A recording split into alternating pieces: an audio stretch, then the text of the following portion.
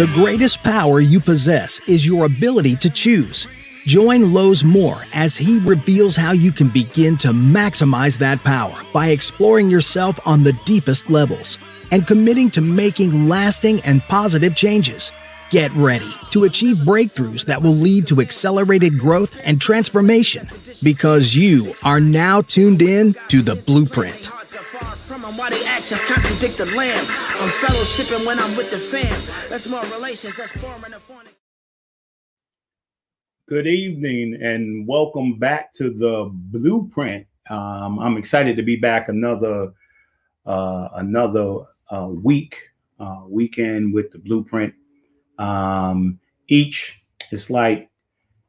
week just gets a little bit better and better and better, because the individuals who have come on the show have just been a tremendous blessing to me, and hopefully to the audience as well, to those who support the Blueprint each week.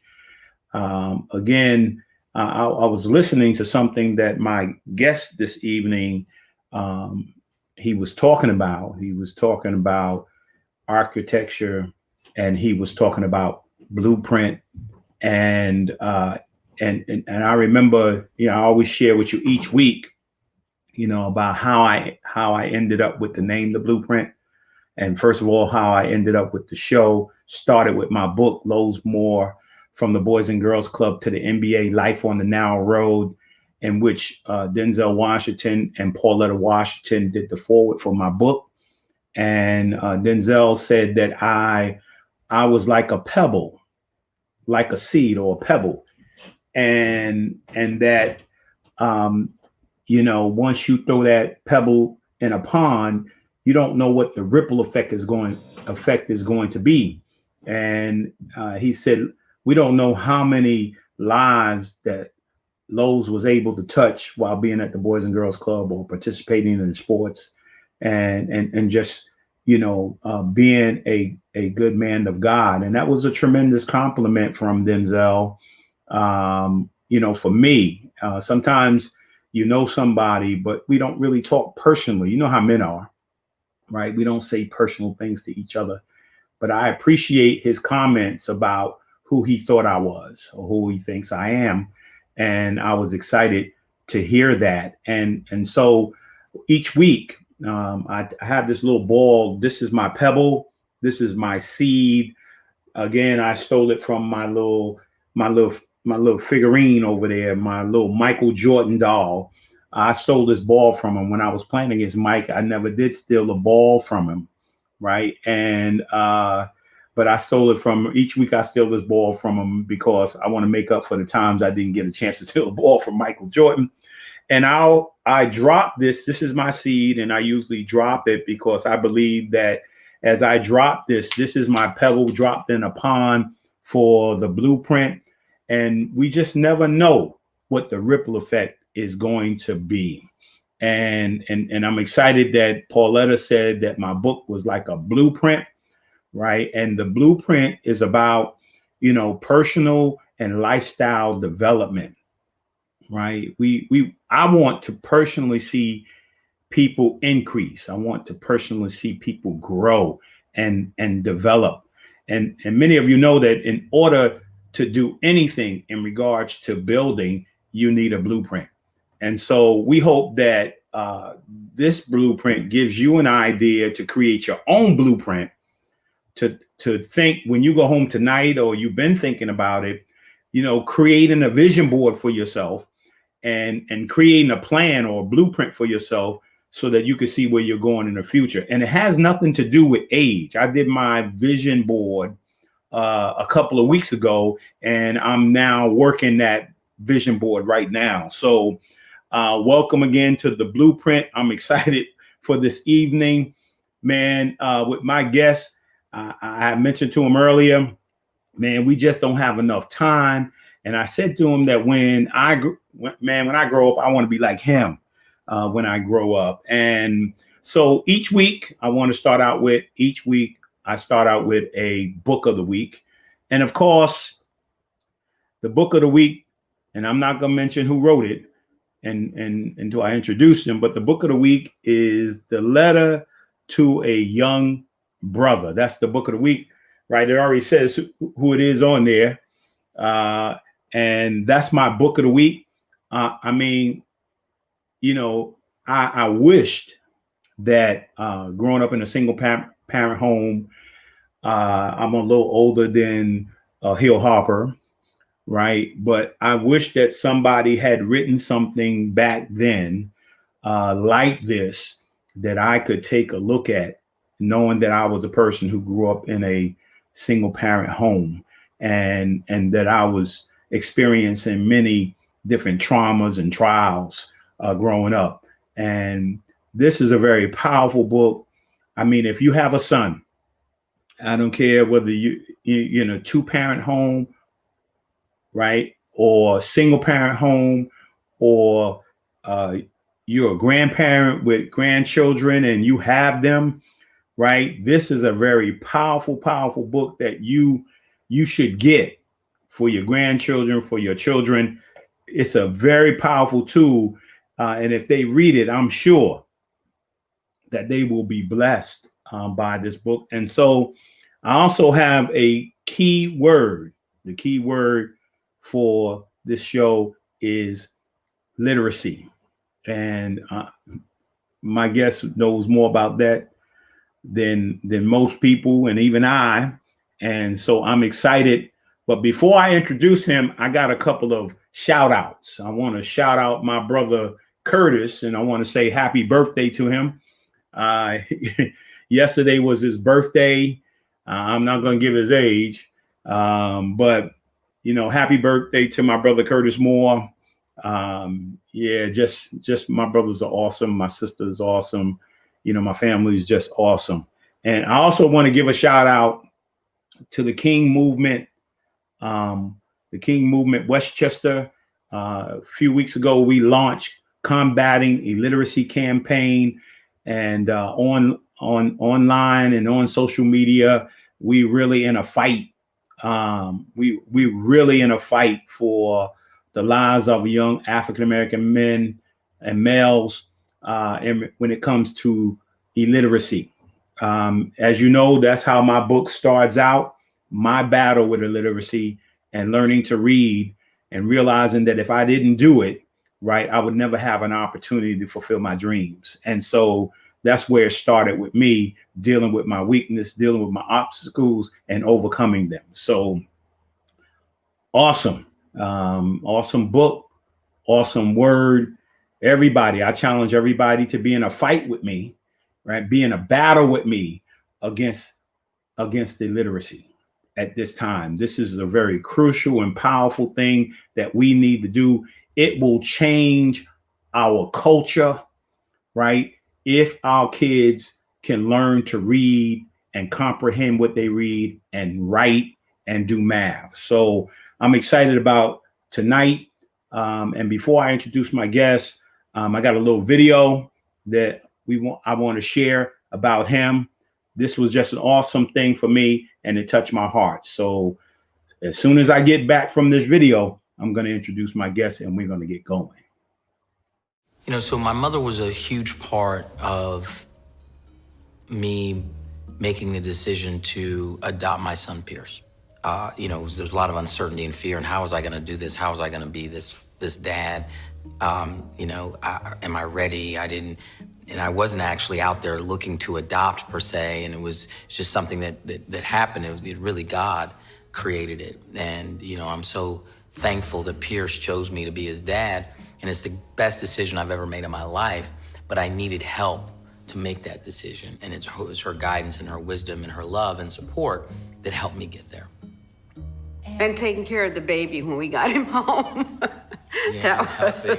Listen, it was important. You come home with this little baby, and this is first time I've done this, but she had done it twice before, so I needed that help. Hill had researched everything on the internet or wherever, and he had decided how it was going to be, and it was just all right. It was fine with me. This is the formula we're going to use. These are the kind of diapers we're going to use. Everything has to be organic. nothing's touching this baby that's not organic. It was a lot of fun because I knew that he'd survive non-organic, but that was all right with me. We could go organic if he wanted to. So it was fun.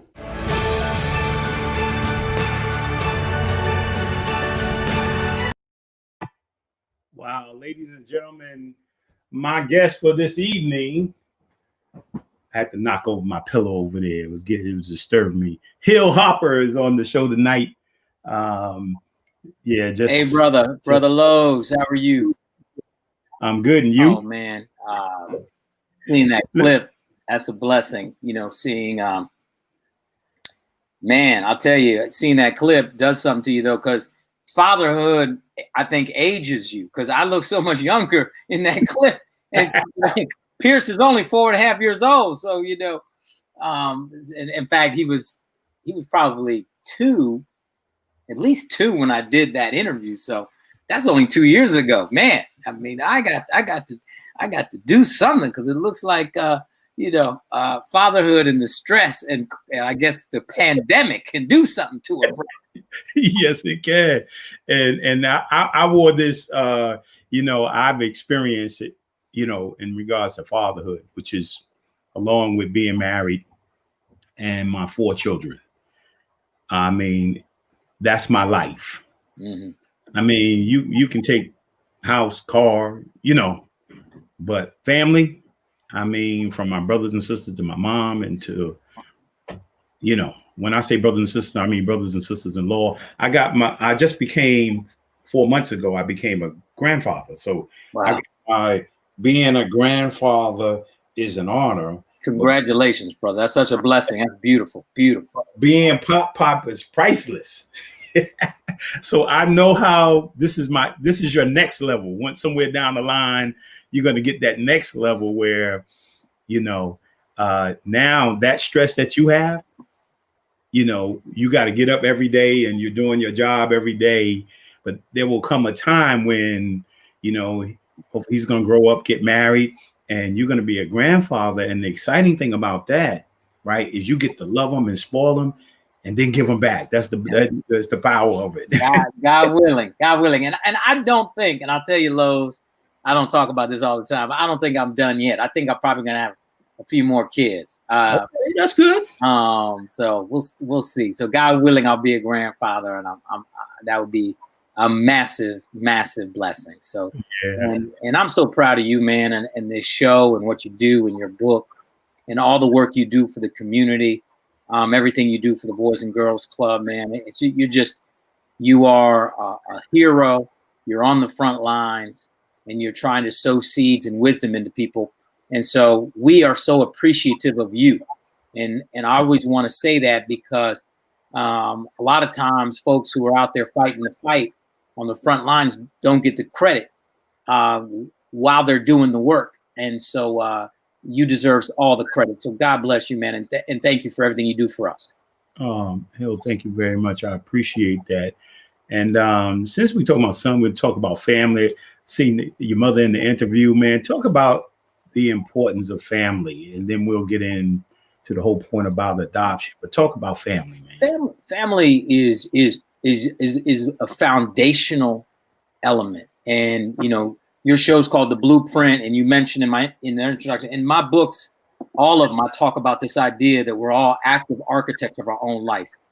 And there's the blueprint phase of being an active architect of your own life, which is where you have your plan and you sketch out this plan, your goals, your dreams, and all the different things you have to do to achieve.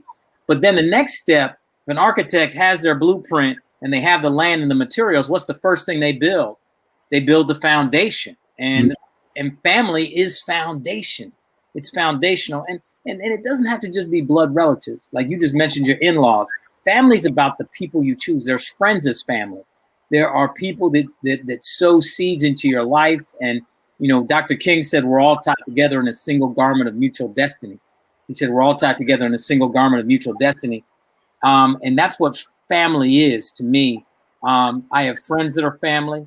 I have blood relatives that are family, and obviously the most important part of all my family is my son Pierce. And so I think family is foundational to building the life that any of us want to build.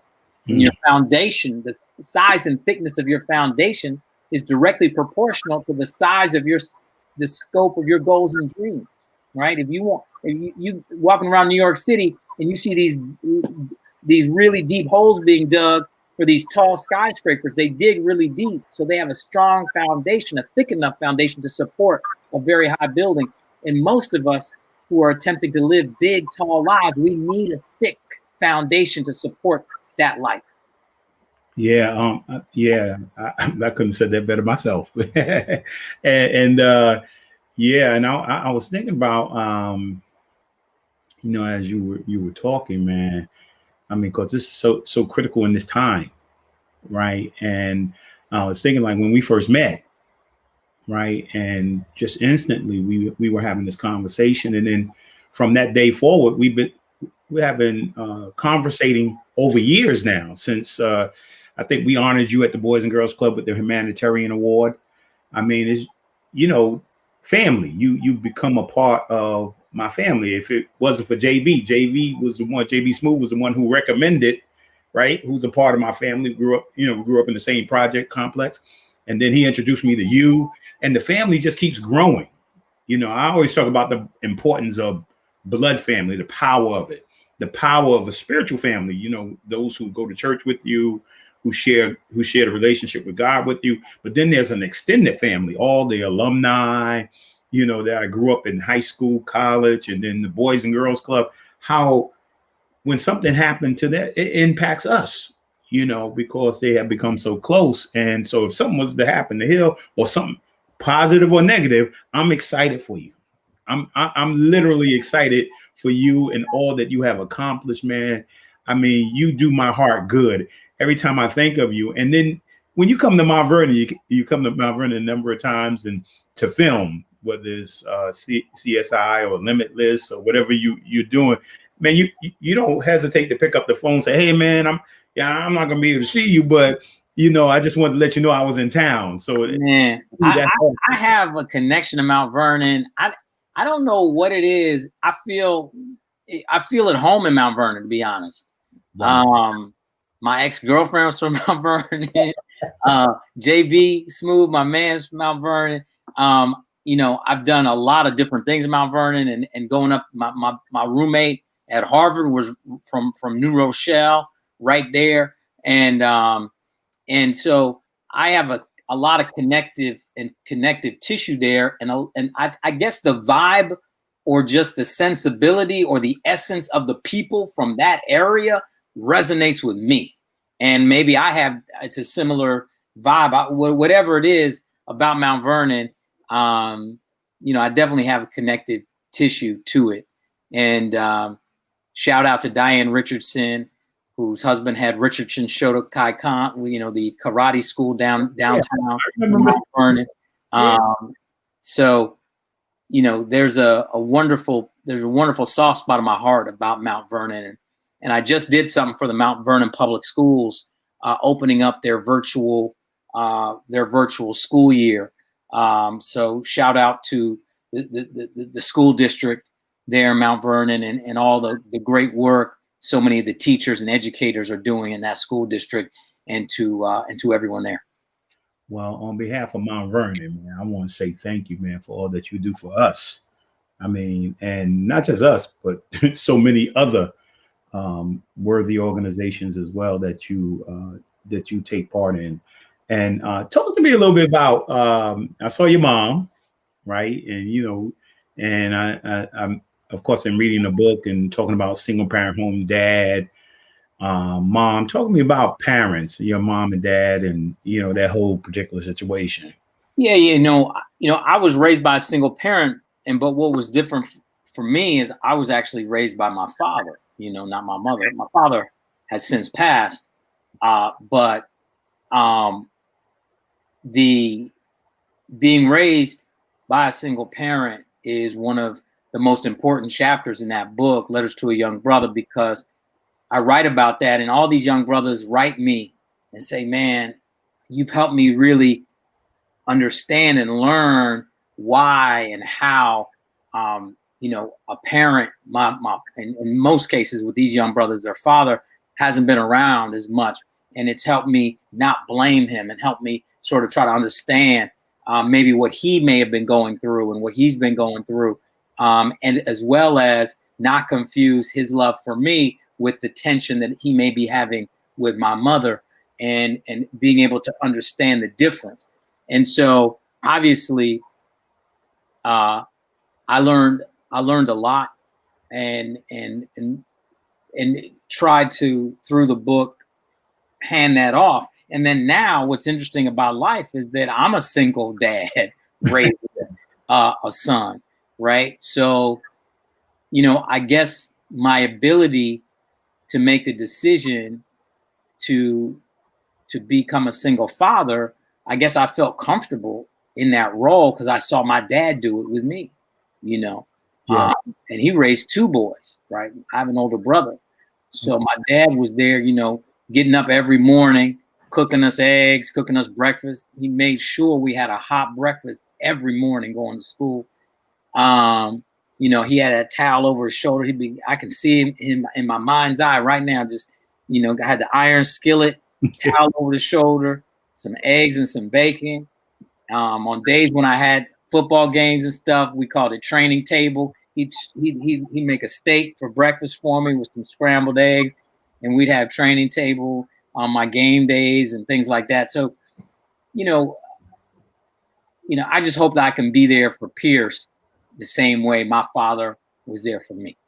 Yeah, that's awesome, man. Yeah, and you will be. You will be. No hesitation. I feel it in your spirit, man. You will be. I mean, when you become a parent, man, it's always like they've always been there, right? And you didn't birth them, but you were there, you know. And yeah.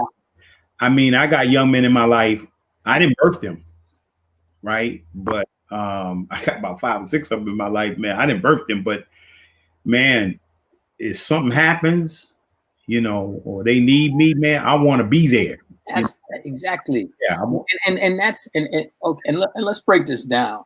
Any brothers that are listening right now, we have to think the exact same way what you just articulated. We are the fathers to all of these young men. We are all of their fathers. Mm. And we have to treat them that way. Man, I used to drive around with copies of books. This is before I had written my first book. And then after I had my first book, I would drive around with that. And if I saw a young brother just hanging out on the corner, whoop, pull over, get out, talk to him real quick, hand him a book, boom, boom, boom. I'm responsible for him, even if I'm just driving by. And right. I remember driving with a friend. They were nervous because we were in the neighborhood.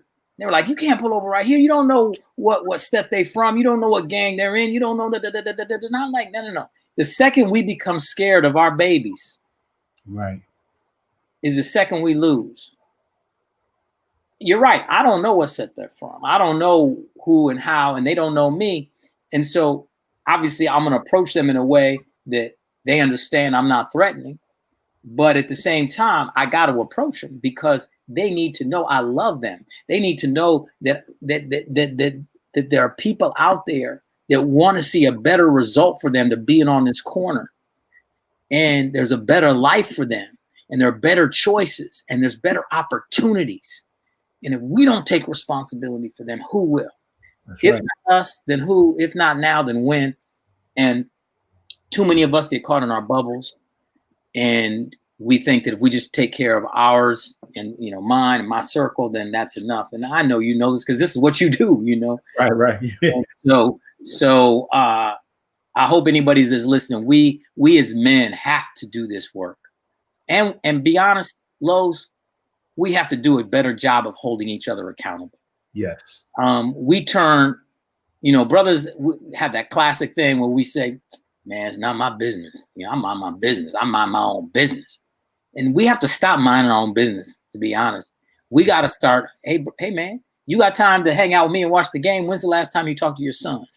You know, you got time, if you got time to sit back and have a beer with me, then you must have had time to hang out with him today, take him to the park. Oh, no, you didn't do that? Well, you know what? Why don't we both go take him to the park today? And then we have a beer afterwards, right? Right. We have to hold each other accountable to spending time and loving on our kids, even if they're not our blood kids. And because all of them are kids.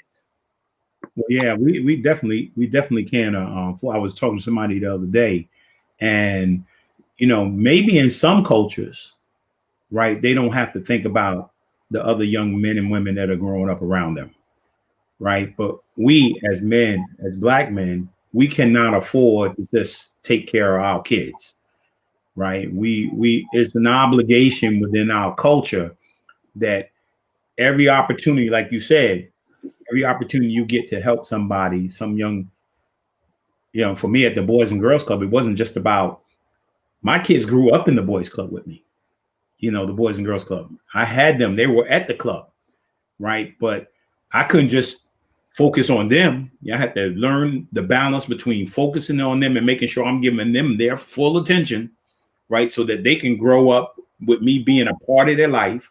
And then I got to find the other side of that balance where I can be a mentor and a father to some kids who really need me, right? And to follow them and make sure that they get through get their education and get through school.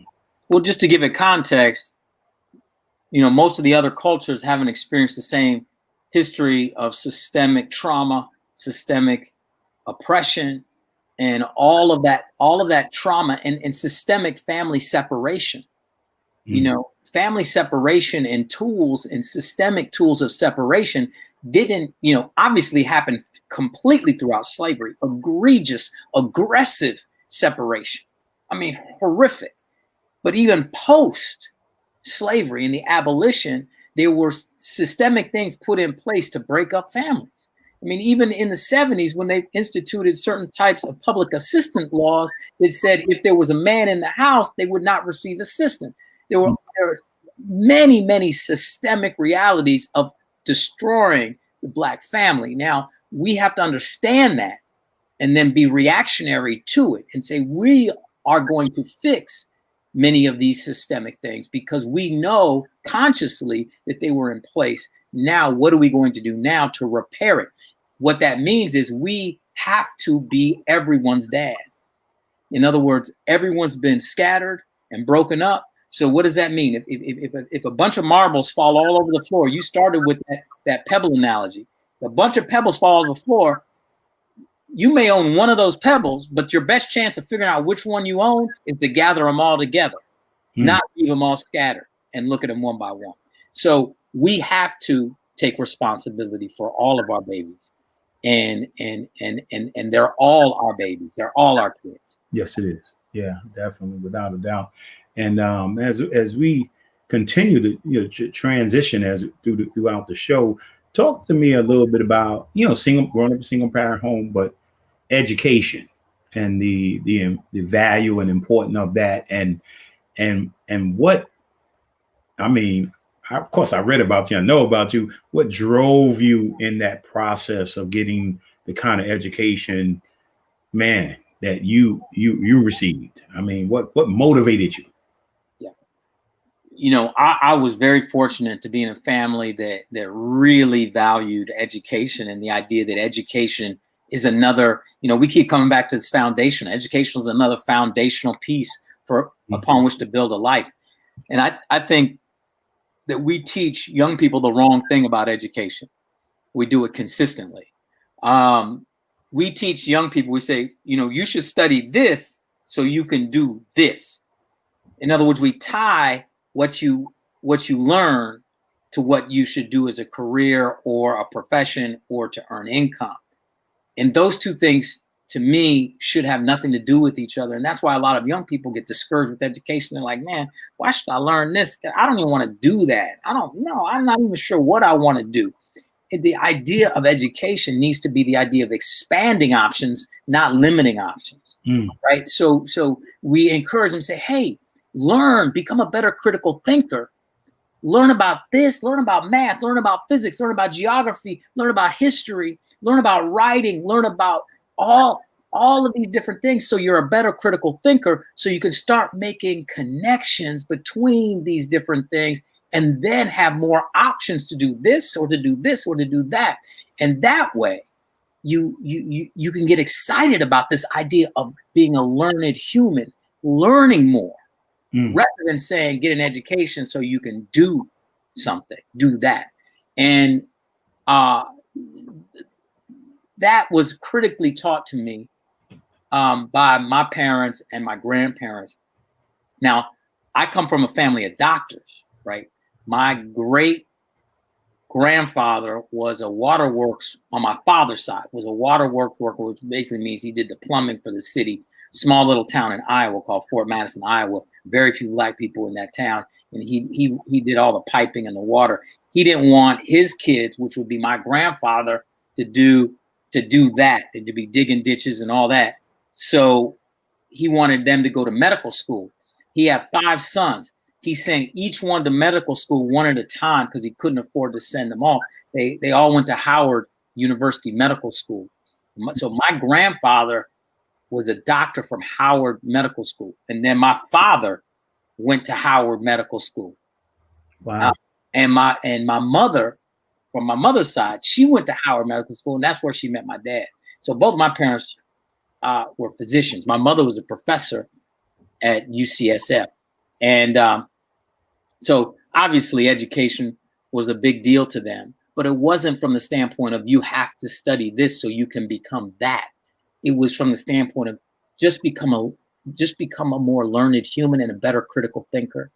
And then you can make your own choices, because the more choices you have, the more optionality you have, and the more options you have, the more likely you can land on something that makes you happy or brings you happiness. Because at the end of the day, we want to be happy.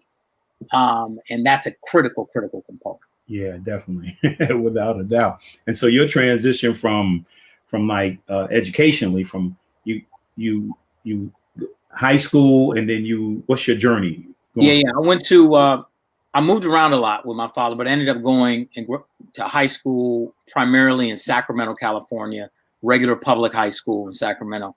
And this is, I would tell people that I was going to go to Harvard, and they laugh in my face. Virtually no one from my school at that point had ever gone to Harvard. And then I went back east to go to undergrad. I went to Brown University, and then I went straight from Brown to Harvard for grad school. And I got my BA from Brown in economics and sociology, and I studied theater there as well. And then I went up and I joined a repertory company in Boston, and I went to law school. I went to Harvard Law School, and I got my JD, and I got my MPA from the John F. Kennedy School of Government at Harvard. And I kept acting during that time as well, because I loved it, and kept doing theater up in Boston at places like Emerson College and other places where there was a lot of theater. And I'd won a Sloan Fellowship that helped pay for my studies in public policy. And that helped defray some of the costs of grad school. And then I took out a bunch of student loans to pay for school. And, I always tell people, be mindful of getting into debt, but if you're investing in yourself, that's the best debt you can ever take out, right? Don't get into debt buying stuff. Get into debt investing in yourself, if that's what you're going to do. And if you can avoid getting into debt at all, then that's even better. So that was the best investment I ever made into me and my education, and it's been paying dividends ever since. Yeah, and so during your studies, particularly at Harvard, you ran into a young man we all know, Barack Obama, at that time. Tell us how that happened. I met Barack the first day of school. At Harvard, they gathered all the first year law students that were Black together, just to talk about, how to get through, make sure we're good. And he was there. And so we met, and he loved basketball. I love basketball. So we played a lot of basketball, to be honest. Played a lot of basketball in the gym. There was a gym at Harvard Law School. And he was older than me. And I looked up to him, not just because he's taller than me. I looked up to him because he definitely had a sense of purpose, gravitas. You know, he was almost 6 or 7 years older than me. He had gone from undergrad. He had gone to move to Chicago, and he was doing community organizing out of the basement of a church for a bunch of years. And then he decided to go back to school. And this is a good lesson. I didn't think to tell this, but this is a good lesson. Lowe's, you were talking about early in the introduction when you were, you know, before I came on and I was listening about it's never too late. It's never too late to do your blueprint, no matter what age you are. Think about this. Most of us, as we get older, we start talking ourselves out of things. Think about this young cat. He's almost 30 years old. He's making less than $13,000 a year doing community organizing out of a basement of a church in Chicago. He decides, you know what, I'm going to go back to school because I think that I have potential. I think I have more potential than what I'm doing right now. And I think that me adding education. So I'm going to take out some student loans and I'm going to go back to school. And when I graduate, I'm almost 30 now. When I graduate, I'll be in my early 30s. But that's okay. How many of us talk ourselves out of that? How many friends or family do we have say, man, don't go back to school and run up all that debt. Don't go to Harvard, man. If you're going to go to school, go to this other spot that's not going to do that. Or man, you know what? You should work a job first or do it part-time. Don't go to full-time school. Go to this online, whatever that is. We get talked out of the vision we may have for ourselves. And the vision that this man had for himself was more expansive than I think many had. And obviously it turned out to be a good decision. And so I couldn't be more proud of him and what he's done and the very, very non-typical choices he's made throughout his life. There's another choice that he made when we graduated that was incredible. An interesting choice.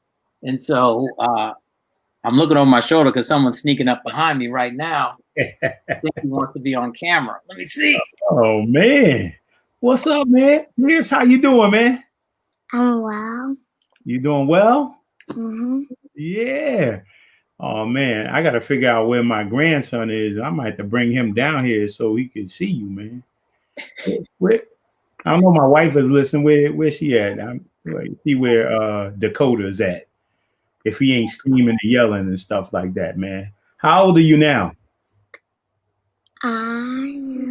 He can't hear you. You got to speak up. He's 4. Say a little louder. I'm 4. 4. Wow. Oh, man. That's pretty exciting being 4, man. You know, I mean, you went past those, what they call them, the 2s.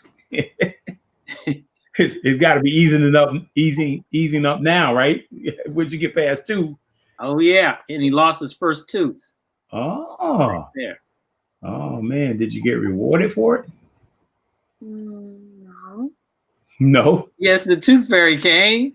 The tooth fairy definitely came. Yeah, well, when I came up with what are we giving now? Oh, with Dakota's asleep. Oh, no. What did you get, Pierce? Tell him what you got. I got a gold coin. A gold coin. Dang. That's serious business right there. And they giving out gold coins for teeth now? It's a pleasure meeting you, Pierce. Let's say thank you. Thank you. Can I have some? Okay. No, sir. Okay. See, this is rough. When we had lunch, we have a lot. We have a lot to keep talking about. Do you want to stay here and listen to us, or do you want to go downstairs and play? Listen. Okay, you want to listen? Okay, we got to listen because we're having a discussion. Okay. Yeah. So want a little debate? We're not having a debate. We're just having a nice discussion, talking about life and possibilities, and even talking about you. Somebody said teeth are expensive. And hey, if you're listening out there, thank you for your support. And remember, this is interactive. So if you got any questions, please don't hesitate to send some questions through. In fact, Lowe's, I did see a comment pop up, and we were talking about separation and of men and peers. If you're gonna stay, you're gonna have to listen, okay? If you're gonna stay, okay. If you don't want to listen, then you go downstairs. All right. And somebody mentioned mass incarceration. Yeah. And that's another thing. Obviously, my last book, Letters to an Incarcerated Brother, talks about mass incarceration and the crisis. And obviously, that's another massive systemic reality for us of that adds to the destruction of our families. And we're in a time right now that we have to. There it is. There's the cover, Letters to an Incarcerated Brother. We have to change all of our policies around mass incarceration. We have to change, obviously, our policies and the way we police. We have to change how our district attorneys act, who they are, and how they behave. Police behavior, get rid of military-style policing, but get rid of bail system. There's no reason to have an antiquated system like a bail system that's an old vestige of slavery and slave times that creates the plea problem, right? So you have this bail problem where poor folks can't make bail, so they're subject to aggressive pleading out. Pierce, we're having a talk. Okay, are you going to listen? Or are you going to go play? No, listen. If you're going to listen, you got to listen then. Okay, fantastic. All right. I want to see how this works. So, yeah. Clearly, we may not make it through this podcast, but we'll do our best. We're gonna do our best. Yes. I'm trying to get everything in now. Yeah, go ahead. So no, it's good stuff, man. And so I'm glad that someone brought that up because, obviously, voting is where we're at right now. We have to vote. We have to increase Black male voting and just the percentages. So many brothers out there say, you know what, I don't like candidates, whether it's at the top of the ballot or down the ballot, and I don't know enough about them and who they are, so I'm just not going to do it. I'm just not going to take my time. Our women in our community have done an amazing job with their voter turnout and voter participation, and that has been incredible. But we as men have to step up as well, because we could control as a community every single election, local, state, and federal, if we voted at the numbers that Black women vote, and that type of turnout. We would control every single election, and more of us have to run for office as well. So it's all of these things are interrelated. They're all interrelated. Mm-hmm. Yeah. And so, along with the education, man, that balance of you mentioned earlier about the love for acting, talk to me about that transition from, because you probably could have been out there as a lawyer, fighting the battle, and all of a sudden something happened. You transition into theater and acting. You said you had that love for it. So yeah. And that goes back to following your heart. I believe that so many of us get talked out of our heart. We get talked out of following the things that we love, that make our heart beat faster, that we're passionate about. And we take the safe choice or the choice that other people projected on us. So many people told me when I was coming out of Harvard with all that student loans, hey man, I know you want to act because you love it, but why, you should take a job as a lawyer, one of these high paying jobs as a lawyer, pay off your student loans, then you should act, or then you should follow your heart, and then you should do what you love. If you really are break that apart, what kind of sense does that make? Oh, do this and then do what you love. No. Do what you love. Right. Do what you love. That's it. Do what makes you happy. Do what makes your heart beat faster. Stay open to opportunity and possibility, and don't get wedded, being so narrow-minded that that's the only thing you can do. You can do many things, but when you're young, especially, is the time to take risk. And we as parents, and this is important, we as parents can sometimes be the biggest dream killers of all. Because I think that, and I see it all the time through my foundation, working with young people, and obviously I notice sometimes myself as a parent, we project our fear. We love our kids so much that we want them to be safe. So what happens is we tend to encourage them to take less risk, when what we should be doing is encouraging them to take as much risk as possible, particularly when they're young. And particularly with our young people now, given life expectancy, first generation is going to live to be 125, 150 years old. You know, in New York, I saw this billboard that said the first person that's going to live to 150 is alive right now. Just think about that. We can think about lives differently now. We can encourage much more risk taking. And certainly, you know, people say, oh, that must have been a big risk to come out of Harvard and then work as a waiter at night, overeducated waiter, so you could do auditions during the day. And if you think about it, it's not. You know, I was young and I had energy and I loved what I was doing. There was no risk involved. I could pay my bills and figure it out, you know. Right.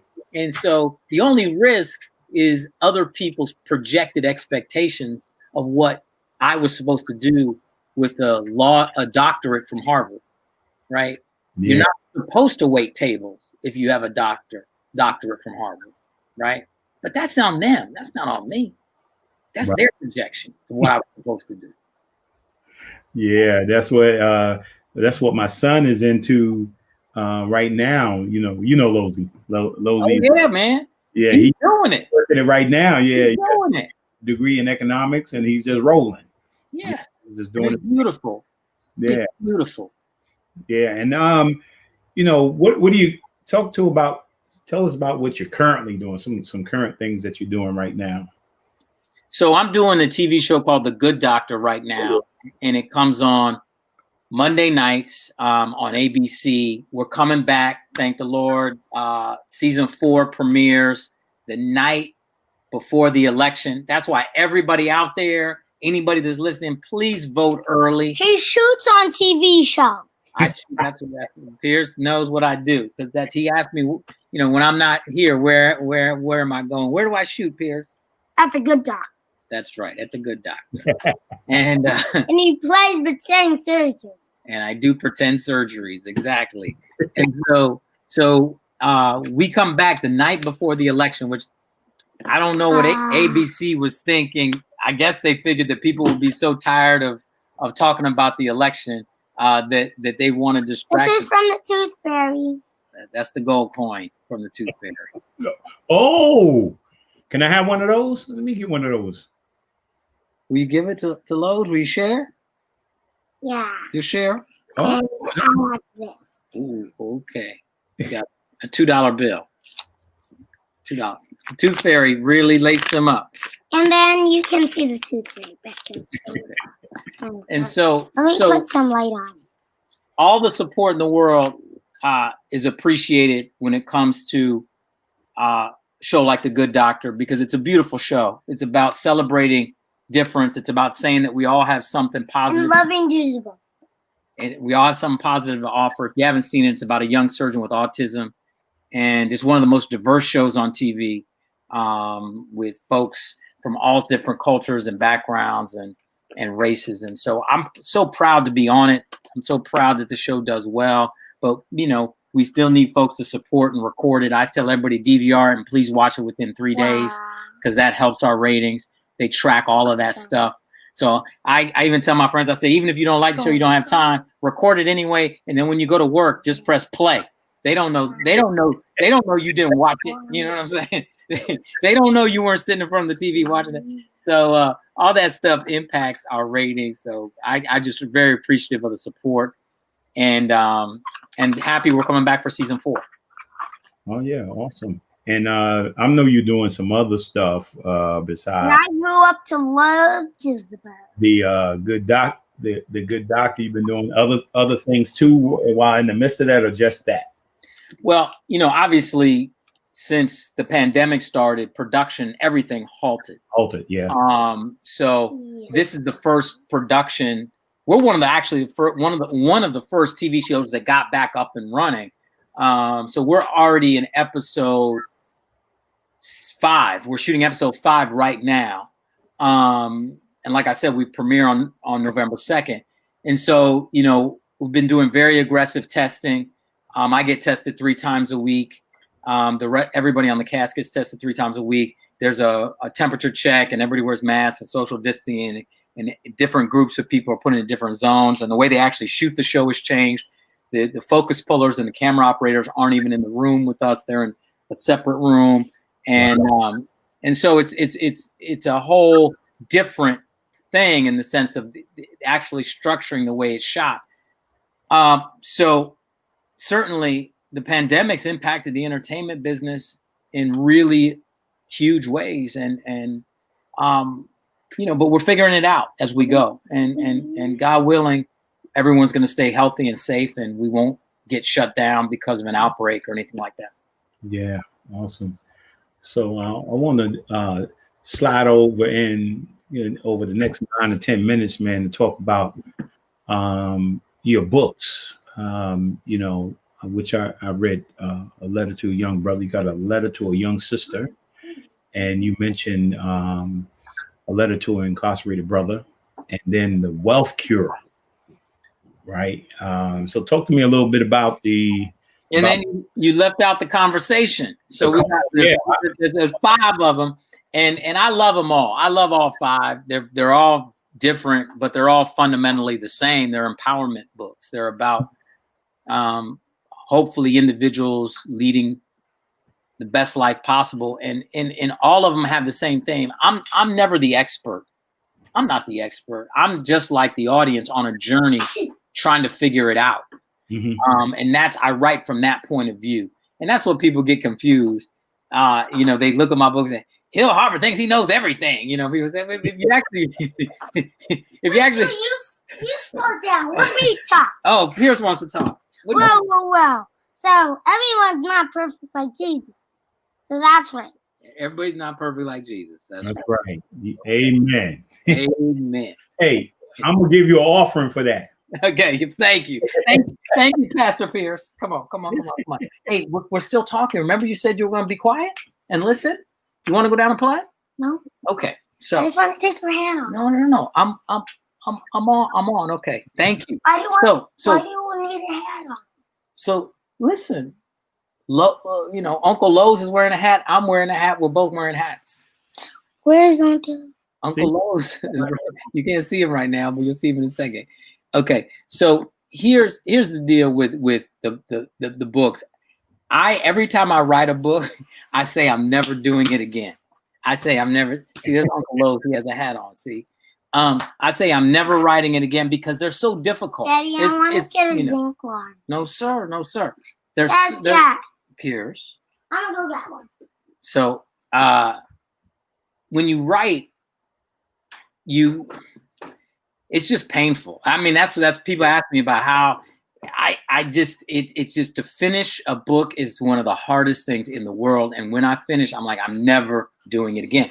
But I had encouragement because my mother, you actually flashed a cover of her book before. She wrote a book with 3 of her girlfriends called Wearing Purple. Oh, yeah. I knew it was possible for me to do that. I knew that it wasn't out of the realm of possibility for me to write a book and to have a voice. And so that's what the books are. And then, but people now these days are saying, books are old and tired, podcasts are the new books, whatever. So, it's wonderful that you're doing this. But I've always believed that mentorship on paper works. I was gifted books that help me, because all mentorship really does is help you make choices, right? That's the whole purpose of mentorship, is to help you navigate your choices in life. And I was gifted books growing up that helped me navigate my choices. And whether it's a biography about somebody I respect, or autobiography, or whether it's a motivational book, all of that information helped me grow and make choices. And I wanted to do the same in a voice that could resonate with people, that made sense for them. And so I couldn't be more proud of my books. And every time I finish, I say, I'm not doing another one. Now, who knows if I'll do another one, but as of right now, I ain't doing another one. Okay, well, I look forward to the next one. And tell me a little bit about the Wealth Cure. Yeah. The Wealth Cure is all about financial literacy. Pierce, we talked about this. Do you want to sit and listen, or do you want to go play? Okay. There's a saying that they have. He's doing my temperature check now. There's a saying that we have. It says, you can always tell a Harper, but you can't tell him much. So clearly, Clearly, that's same a big. one as me. Okay, good. So with the Wealth Cure is a very important book to me because I don't know if you've noticed this at the Boys and Girls Club, Lowe's, but all of the families that I work with through my foundation, Manifest Your Destiny, we're talking about how can we empower the young people to achieve their goals and dreams. But you can't do that independent of the parent. You have to bring the parents into the conversation. And you start to realize that most of the things that the parents or the family or the young person wants to do involves access or to money and resources, right? And they feel that the why biggest did you say resources. We feel that the biggest impediment was access. This is a resource. So, yes, it is a resource, Pierce. And so I'm sorry, Lowe's. Yeah, I know this is the only podcast but that's what happens. Trying to navigate. You're a single dad. Ain't nothing I can do. So, here's the deal. I wanted to write a book that dealt with money because money is the number one thing that couples argue about. Money is the number one thing that oftentimes is used as the excuse to create obstacles for people to go for what they love, their dreams, their goals. Money in a negative relationship to money, i.e. running up debt, credit card debt, and all sorts of things, is the number one thing that often keeps us stuck. The number one quote that's pulled out of my book, The Wealth Cure, is that I wrote, you can't be free if the cost of being you is too high. And for too many of us, there's a high cost of being us. And so we get stuck, we get shackled up. And money and debt is much like modern day slavery. We become slaves to that debt and we can't get out of it. And so I wanted to create a financial literacy tool. And I'm actually right now working very hard on developing a financial literacy platform and doubling down on that. So maybe it's through the form of a podcast, maybe it's in the form of an ecosystem that's online to really help with financial literacy. Because I still think it's a massive and huge issue that's only getting bigger. How do I put water in this? Pierce, we're having a conversation. You're so inquisitive. But we have to deal with this. Why? Because what's happening is as technology is increasing and money is moving, it's changing hands virtually now completely, and we're not touching it and seeing it. It's actually disappearing out of our community in rapid ways. And unless we start to really understand the decentralization of money, online currency, all of these different things, and the way that we're paying for things virtually, we can run up all this debt and not even know it and be stuck for life. And so I want us to really understand that. And so I'm doing a lot of work in that space. Yeah. And I think I was on with a couple of other guests. Of course, JB was on, Denzel was on, number of people were on. And we as, men, African-American men, we have to figure out how do we pull out these resources, and we can all do stuff on an island, and we all have gifts and ideas. But the question is, how can we pull them all together, right, to create so that we could help each other? Hey, Lowe's, you speak my language. I'm working on that. I'm trying to develop a tech platform that would do that. And if I crack the code on it and I get that done, hopefully you let me back on and I'll be able to talk about it. Okay, that's good. Yeah. And so talk to me before I have these pop-up guests on in a few minutes about, I think, the Manifest Destiny Foundation. Right. So Manifest Your Destiny is the foundation that was born out after my first book. That's the subtitle of my first book. My first book is called Letters to a Young Brother, Manifest Your Destiny. So I started the foundation to put the principles of the book into action, which is basically how can we create your best life?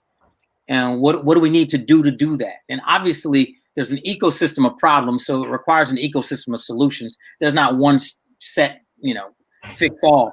But we wanted to create a foundation that works with young people. One of our biggest programmatic activities that obviously got canceled this past summer, but we've been doing it for over 10 years, is our Summer Empowerment Academy, SEA, which is free to eighth graders transitioning into ninth, because we found that one of the ways to impact young people is in that gap year.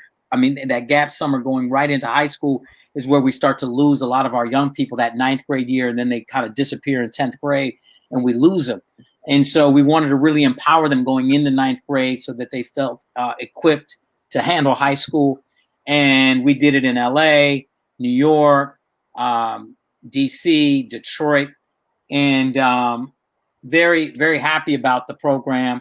And it's an umbrella foundation. So I have the Pearson Hill Harper Arts Foundation underneath that, which is an arts program named after my son. And we're doing that in Detroit. And I'm drinking water here.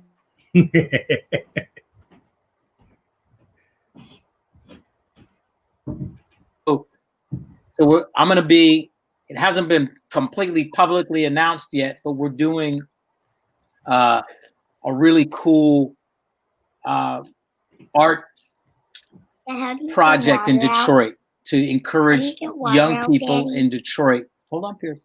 To encourage young people in Detroit to create art and give them a place to do it. So we're really excited about that. So Manifest Your Destiny is that exactly what it sounds. There's so many different ways. We all have unique destinies. We all have unique journeys. And so how can we celebrate and elevate and empower and inspire all of us, no matter what age, to go there and achieve it? And that's what we seek to do with that foundation. Yeah. And when you mention art, you're talking about actually drawing, or the art of acting, and or all of it. We're going to have all of it. We're specifically starting with drawing and sculpture and the fine arts. We're also going to have music, and we're going to have dance, and we're going to have acting, and we're just going to add these things on. We're also going to have coding, because being able to use a computer and be a graphic designer and to code, that's a different type of art form. Yes, so we're going to have all of these things as part of this program at this place in Detroit. And I'm really excited about it. We hope to launch July 2021.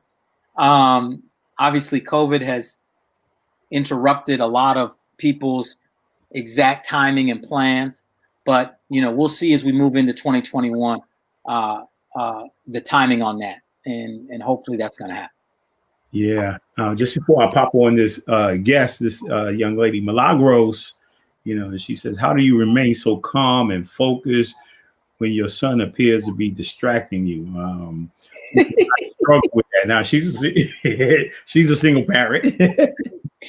It's funny. The idea for me is that he's integrated in all aspects of my life. So if I'm doing a podcast, he's part of the podcast.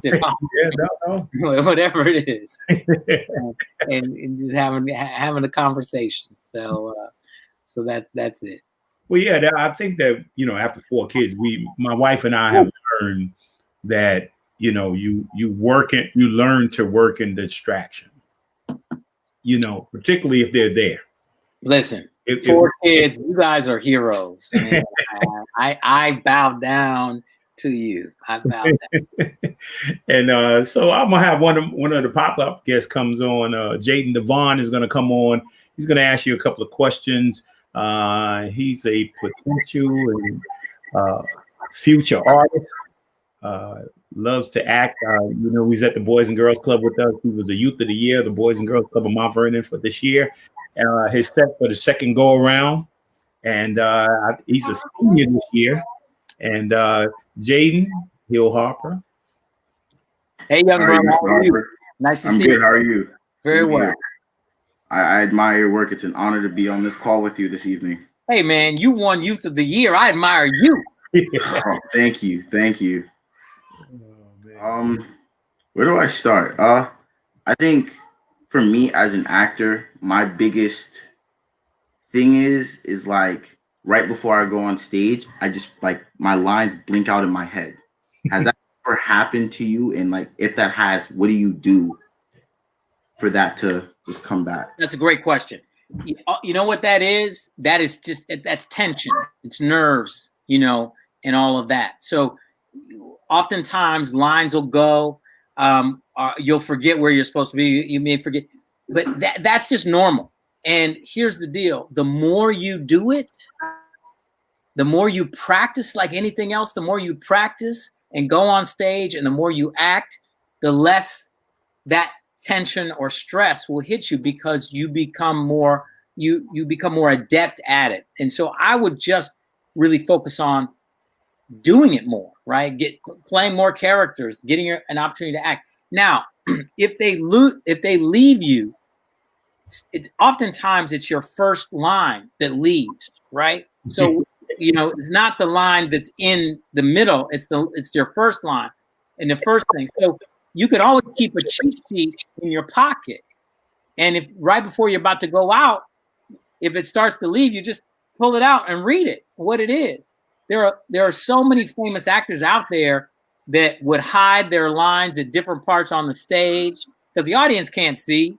If you're talking about theater in particular, I knew actors that would write a line because they know they have to walk to the coffee pot, and they'd see some of their lines right there at the coffee pot written on a piece of paper.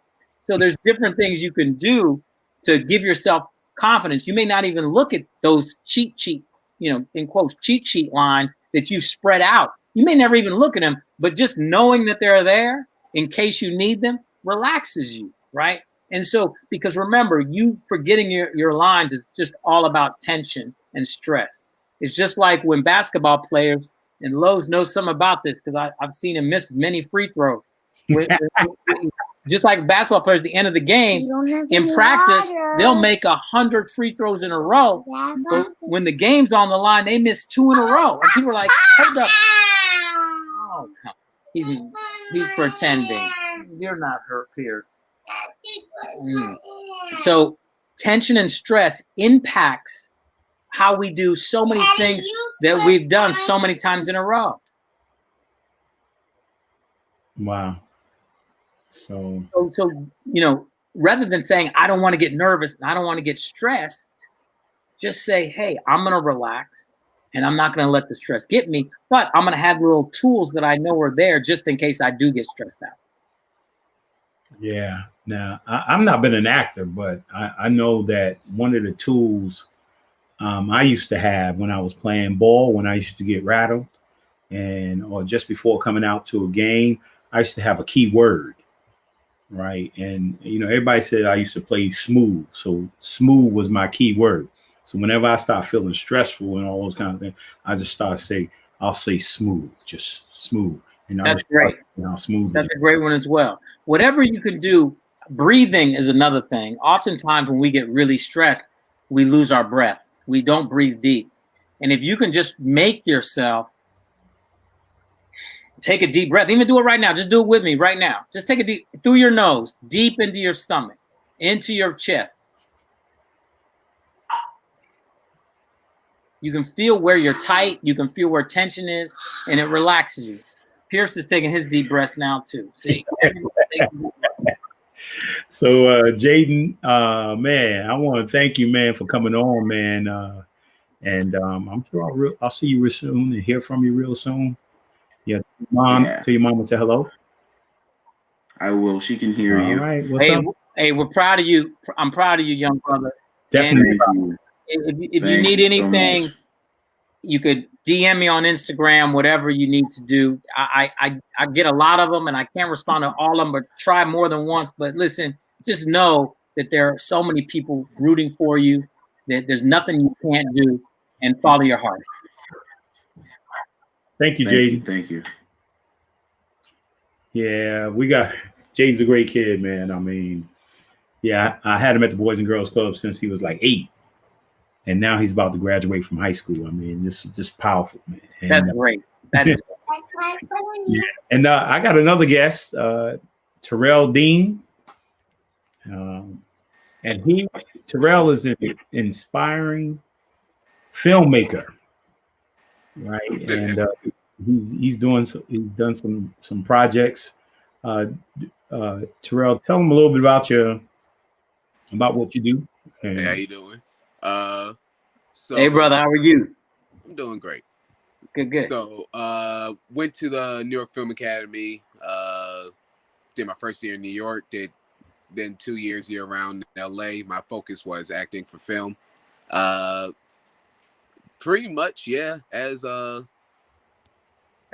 Lowe's was saying, I'm just a director. I mean, a filmmaker, actor. I'm just trying to do everything. So during this quarantine, I've done a couple short films. Working with my friends on a couple right now. Just trying to keep myself fresh. So I guess my question is, as an actor, when you're in between jobs, when you're not working on something, what do you do to keep yourself fresh? To keep yourself still up there, so when the next job or audition comes, you're ready and you're not starting from back from your base. That's a great question. I do a couple things. One, stay in acting class. Make sure you keep going to class, because that's just the time to work out. It's almost, acting class is the same if you're a basketball player going to basketball practice. That's what acting class is. Daddy, And you're taking me a little late. Pierce is on the mic now. See, so Yes, now yes, this is a I'm whole on thing. the map. So the other Everything's thing, okay, Pierce, come on. Pierce. See, this is Pierce's mic. I'm gonna talk to you all in the mic now. Here's the deal. When you go to class, you can make sure that you're working on the things that you want to work on. What I mean by that, if you're not adept at comedy, then take an improv class, join an improv troupe, and work on your improv skills. If that's something you're not used to, put yourself in uncomfortable classes and uncomfortable positions.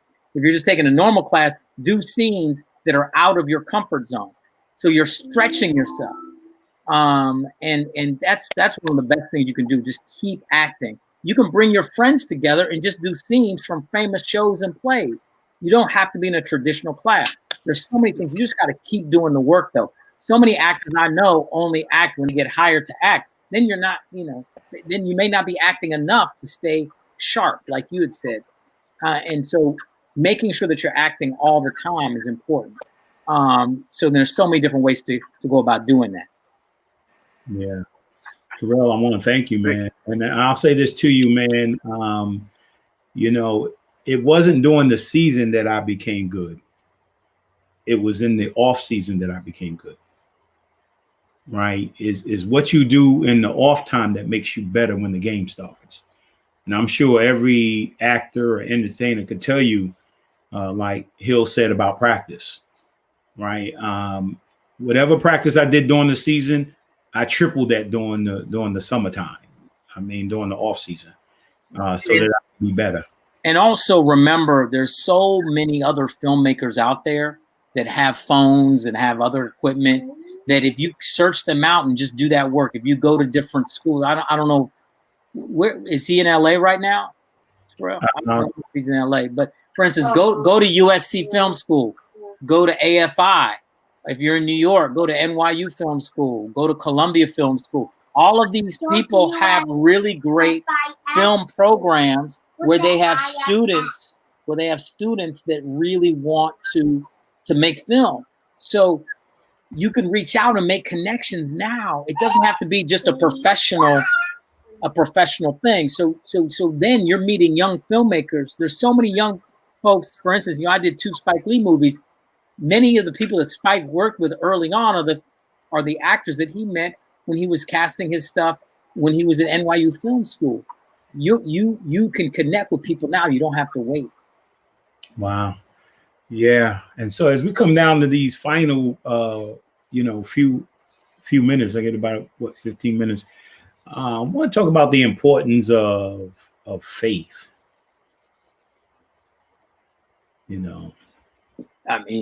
Faith, since we're staying with this same track, faith is another foundational piece. Mm-hmm. So we talked about family, we talked about resources or money, we talked about faith. These are all foundational things that if we have a positive relationship with any of those and all of those, it thickens our foundation to build the life we want. And so faith is fundamental. And it's something that my prayer life is key to me. And my relationship with God is vital. And I try to impart that to Pierce as best I can and allow him to develop a faith practice as well. So it's critical. Yeah, and so much of the show is built around. I have the blueprint, but I also have what you call 7 spheres of influence. These mind molders. Religion, relationship, family, education, government and law, media, sports, arts and entertainment, business and finance. So the show kind of focuses on these spheres of influence. We all have a gift and a purpose that God gives us that fits in maybe one or more spheres of influence that we can impact if we're in them. And, which is very powerful. It is. And I think it goes back, one of my favorite words in the English language, Lowe's, is the word courage.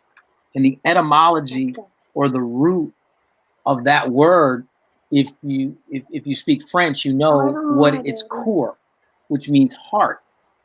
And to me, everything we've talked about is about getting into your heart. It's about expanding your heart and being vulnerable with yourself, being vulnerable with others. And that's ultimately what faith is, right? Mm-hmm. Saying it's not about me, it's about you, Lord. It's about what it's not my will, your will. Mm-hmm. Right? And that's important. Pierce is back with the ski goggles. He's ready to hit the slopes. Yeah, he got his bug glasses on right now.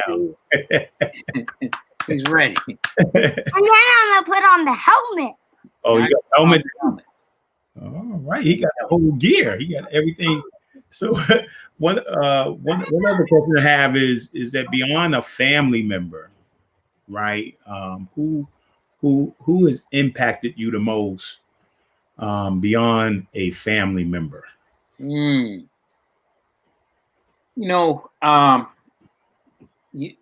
person that's coming to mind most quickly, maybe because we were talking about Brown universities. I had a professor at Brown. He's passed on. His name was Martin Martell, Professor Martell. And he pulled me to the side one day, and he was my advisor. And he said, "When are you going to stop taking advantage?" And I said, "What do you mean?" Now, he was a older Jewish professor. And I said, "What do you mean?" He said, "You're taking advantage of who you are in terms of, I know you're skating. And skating isn't good enough. Well, I'm in a racing helmet right now. You could be great. I used to go racing today. This is the race car driver.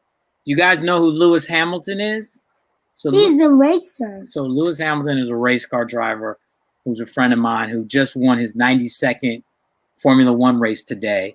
He beat Michael Schumacher's record, and now he has the most Formula One victories. He has this helmet, but it's all red. And so Pierce and I like to watch his races because Pierce wants to be a race car driver. Oh, awesome! So there we go. Maybe he could get a he gets Lowe's. That's right. It'd be good. He's racing the Lowe's car. Lowe's car, yeah. So fundamentally speaking, when we think about our journeys, it goes back to like what we were saying before. We're all in this together. Yes. I'm in it with Pierce. Pierce is in it with me. I'm in it with you, Lowe's. And the Lord is in it with us. And that's and all of this connective tissue. Because we're only here for a season and a reason. I mean, come on, think about it. This world has been around for 15 billion years. And if we're lucky, we're here for 100 of them. That's right. 500 years from now, no one's going to know who you are, me, Barack Obama. No one's going to care. Right. It doesn't matter. I don't care if you're the most famous person in the world or the least famous person in the world. We're exactly the same because 500 years from now, it does not matter. Right. No. What matters is this journey right now. and how many people can we support and help and lift up? And that's why I love that you're doing this podcast. Oh, thanks, man. Appreciate building community, and it's beautiful. It really is. Yeah, I want to introduce you to Dakota. He's Dakota. You gonna say something, man? You gonna say hi, Dakota? Hi, Dakota. Look, hi. Look, he's looking at Daddy over there. Hi. See, man. Right there? And where's Pierce at now? He done disappeared. Pierce, I think he's downstairs putting on a racing suit now. Be careful what you wish for. Yeah. They just hey, look at Dakota. Look at Dakota. See Dakota? Dad, can I no, Pierce, look. Hold on, look at Dakota. Say hi to Dakota. Say hi to Dakota. Hi, Dakota.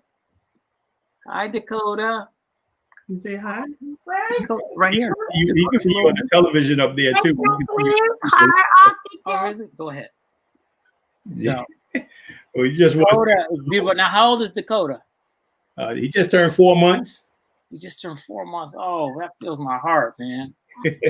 That's beautiful. What's Dakota's whole name? Dakota Croy Maynard. Dakota Croy Maynard. Mm-hmm. That's a strong name. Hey, Dakota, you are strong. I hope they replay this video for you sometime later in your life. And you know something, we love you, we support you. You are a strong, beautiful young man, and you are a king. You are a king. You are a king. Say thank you. Yeah. Uh-huh. Right. That's go finish up, man. Superman. Oh. Yeah. We can be proud men. There go that name down there.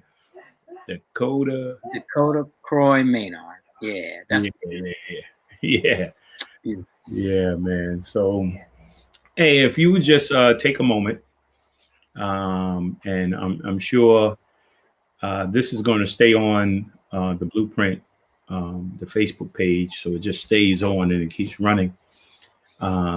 If you would just say something to young people today, that say something to them that I don't know, whatever's on your heart, man, to say to them, as we wind down. Okay. A lot of my talks, I like to end when I'm doing them in person with groups of young people. I often end them with an affirmation. And because a lot of times I never understood why in Hollywood people had entourages till I actually got to Hollywood. And then I knew the reason why a lot of them have entourages is because a lot of what all of us are attempting to do is partly a confidence game. And it's about knowing that you can do it. You can walk onto that stage. You can get out in front of the camera. And so a lot of us can't afford to have our entourages whisper in our ear how great we are and we can do it. So sometimes you have to be your own entourage and have your own affirmations. So This is one I do all the time, and I share with other young people. And Lowe's just don't say the word. Pierce, let's see some affirmations. I'm gonna see if I've done. No, not my affirmations. Let's say a couple. No, please. Fine. Okay, go with the first one. I am bold, handsome, and brilliant. I am bold, handsome, and brilliant. Quiet strength is sometimes the most powerful. Quiet strength is sometimes the most powerful. My best will always be. I'll have to look at the book. My best will always be enough. You had that right. My best will always be enough. Determination conquers disappointment. Determination conquers disappointment. Determination conquers. My outside light shines from within. My outside light shines from within. And what's the other one? You remember? The one we worked on last week? Difficulty does not determine your destiny. Difficulty does not determine your guys' destiny. Difficulty does not determine your destiny. Wow. So that's a set of affirmations that we work on together in the mornings. And we add a new one every week. And we repeat them 3 times. And so, that's just one thing we do. But the one I was going to do, I wasn't expecting to do that. But the one I was going to do would say, and Lowe's, I want you to say this with me. I will not. I will not. You have to repeat. Lowe's, you have to repeat. I will not. I will not allow fear to stop me. From making the choices. That I already know I should make. Instead, I will act. With my heart. With courage. And strength. And I will. Win in my life. And in so doing. Encourage others. To win as well. That's it. Oh yes! You're winning up in here. Boom, boom, boom, boom, boom. Okay. See, that gets everybody hyped. You're hyped up in here.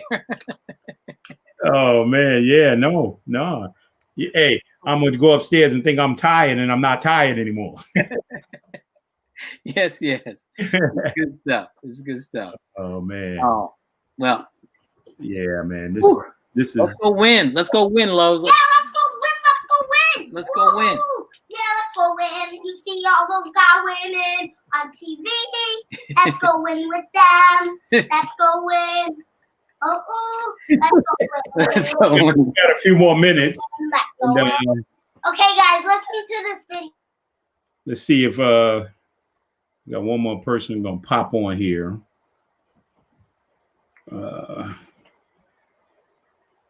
Let's see if he's on.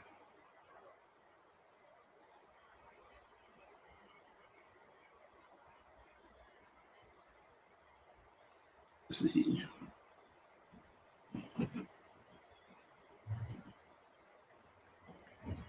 Yeah, man. So what?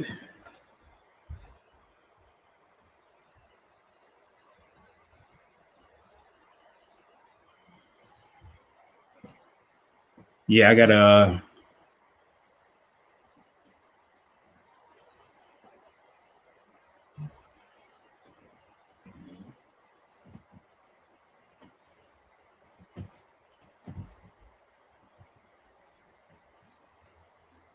Well, and let's just say to everybody out there, I'm hoping that this election goes the way it needs to go. But whatever happens, we have to determine our own destiny in our communities. And it's not about who the political leadership is. It's about what we do and what we build with each other in our communities. And so please follow me on Instagram, follow Lowe's on Instagram, social media, and the way people follow each other and how we can distribute information and support each other. And all the work that we do is an important tool now. We can't ignore it, and we have to work with it. So, I'm at Hill Harper on Instagram, at Hill Harper on Twitter, and obviously Hill Harper on Facebook. So that support makes a difference, particularly in my business and my career. My numbers make a difference, and they evaluate it that way. So any support is very helpful. Well, yeah, definitely. Yeah, I mean, if we get out and vote, right? We're not here to tell you who to vote for, but if we get out and vote, right, then we will get the reaction or response that we were looking for. But even regardless of who, as Hill said, regardless of who wins, right, we determine our future.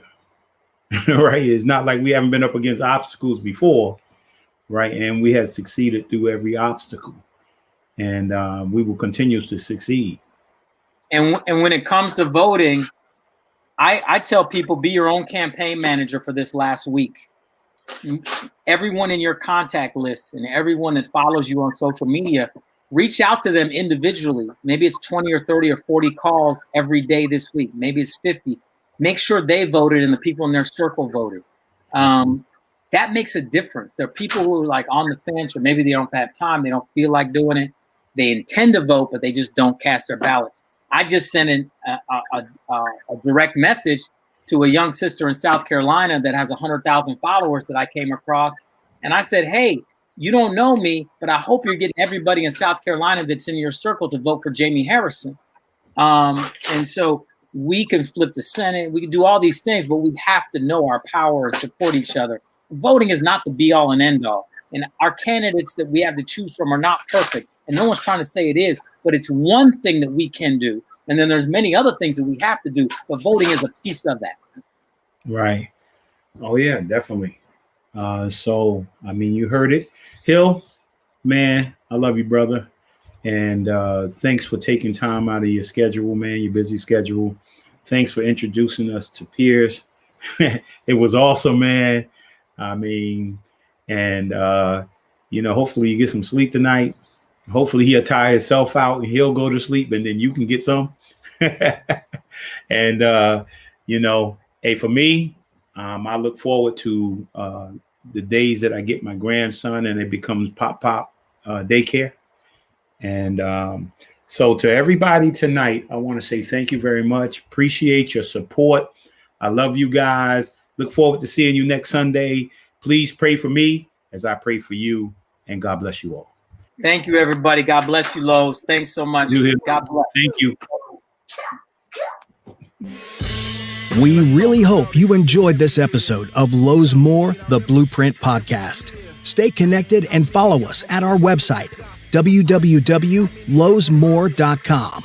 That's LOWESMOORE.com. You can also join the discussion on Twitter at Lowe's More and on Facebook at Lowe's More Jr. As always, thank you for pushing your mindset towards a better reality. This concludes the most thought-provoking portion of your day. Don't forget to like and subscribe to this podcast to stay fully up to date with everything we're up to. Until next time, be kind to yourself and each other. What they teaching is a joke. I ain't buying it like I'm broke. Insufficient funds for insignificant.